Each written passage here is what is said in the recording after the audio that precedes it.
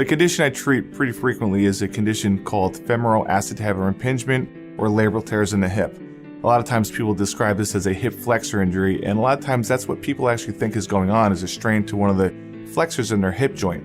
Unfortunately, a lot of times below that is an injury to the hip joint, and what that really is a condition where patients have a congenital prominence in the bone and the ball and socket joint in their hip, and when they flex their hip repetitively over and over again, often seen in athletes, that can tear the soft tissue or the cartilage that surrounds the socket in the hip. So this is a new and budding area in orthopedic surgery. The treatment options years ago really were only an open procedure, which would require, unfortunately, a large incision and a lot of rehab for the patient. Since then, we've really come a long way as far as the technology and the treatment options, both surgically and non-surgically.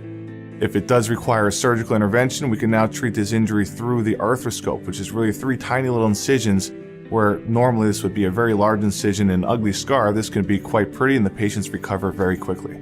The great news is we can make you better.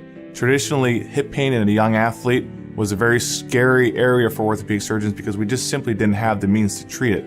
Now we can get patients back and get them doing the things that they want to do. We can do that very rapidly. It's usually around 4 months post-operatively. We can get patients back on the ice, back on the field, and they're doing great now.